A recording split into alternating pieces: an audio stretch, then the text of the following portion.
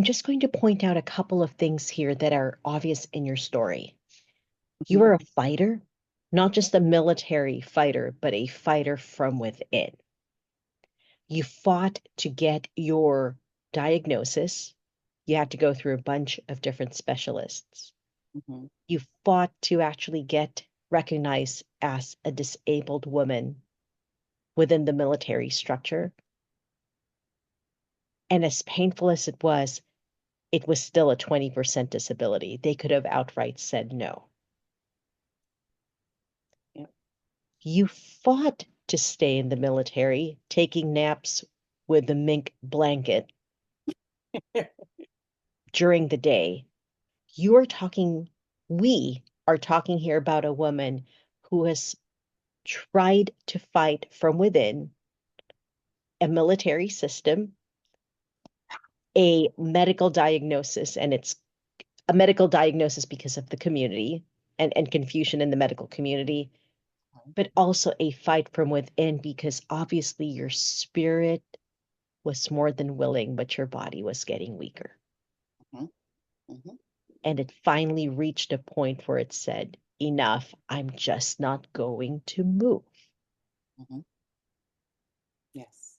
It makes a lot of sense then that at one point your spirit also said enough, which is why you went probably into the depression. Yes. But Yes. you fought once again. And I want to ask here, how did you go from that woman who was living on her couch to a woman who now has two successful businesses? What steps did you take to be able to move from I live on a couch to I am out and about looking glamorous and running my businesses? Well, I have to say I came from a long line of strong women. I really did. I had watched my mom, my grandmother, many of my aunts in the family. They always seemed to persevere. They fought through. I was a child that was faced with domestic violence in my home, and as that culminated in my childhood, and I want to say I was about 13, 14 years old, and that's something you'd have to read about in my book. But that process, I saw my mother pull through that at the end, and nothing but pure strength pulled her through that situation. And so, even at that age, of course, I didn't really have the full gist and understanding of all that she had been through, and what it took to move forward and move past that, and, just keep moving forward. Of course, I didn't get it then. I was a kid. But as an adult, I could pull from that and remember that strength that she had to use to get out of that situation. And you were able to use that and tap into it when the day Yeah, came. basically, basically. So I mean, it just came down to um, and my husband, who we had just got married when all of this stuff started happening. And let me tell you, he has been my champion. We have now been married 23 years, and he has been my champion through every bit of this. I've often told him I don't know what I did to deserve him, because he has been there for me. He has helped me through the challenges. He has carried me when I couldn't carry myself. And he was also a big part of me truly finally pulling through and getting myself together, because they told me I would never work again. And so during that 2-year period when I was home, I was still fighting. I was fighting for my disability. Because when you separated me and you only gave me 20%, and I'm like, wait a minute, if I can't work anymore, how am I going to survive with 20%? So the entire time, I was still fighting the system. I was making them give me appointments and going to doctor's appointments, and started the process through the VA. I signed up through the Veterans Affairs system. And I started going through the process with the VA, and it was a lot of paperwork. Back then, things weren't digital as they are now. Everything was in writing. So I'm constantly filling out forms and sending in information. And I had made copies of my medical records, and I just kept going. I just kept pushing and I just kept going. And, I finally ended up with my 100% disability. I had to fight for it, but I got it. You were able to fight that too. You went from 20% to ultimately 100% disability? Yes, ma'am.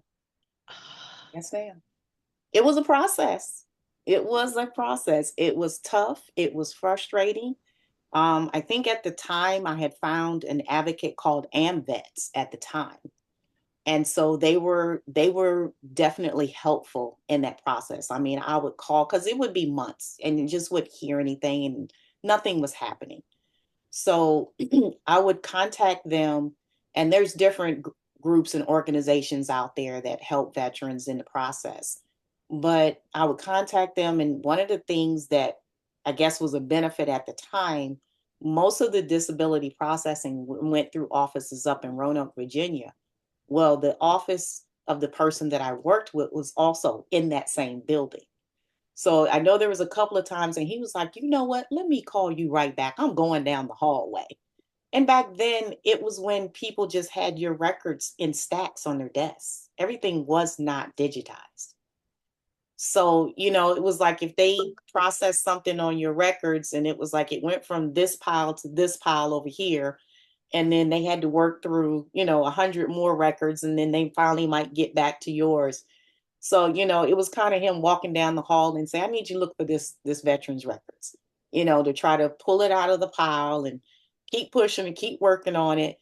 And so initially I had hit a point where I had 80/20. I was 80% disability with 20% unemployability is what they called. So I kind of got like this dual disability thing. But as time went on and the years went on, they would check back with me to say, oh, okay, so are you all better now? Because if you're better, we'll take your disability back.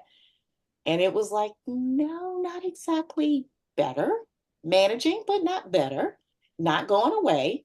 So it was a constant challenge. So over the years, after a while, I had learned more about my condition and how to better manage it. So, I learned about the environmental impacts on my health. I learned about, just natural ways of dealing with my condition. I did find a doctor who was instrumental. She was a rheumatologist, and she was instrumental with helping me get off those medications because I told her, I said, I don't like this. I am taking medications all day, every day. I take medications in the morning to get me up and get me moving. I have to take medications in the middle of the day. I had to take medications at night to calm my body and try to help me sleep. And I was like, this is too much. And so she was very instrumental, and just through focus and working on my mental health, I finally went from 26 medications down to 2. The numbers are staggering. Toni, you're telling me that you went from 20% disability to 100% disability, and now from 26 medications down to 2 medications. Yes, ma'am. That's incredible.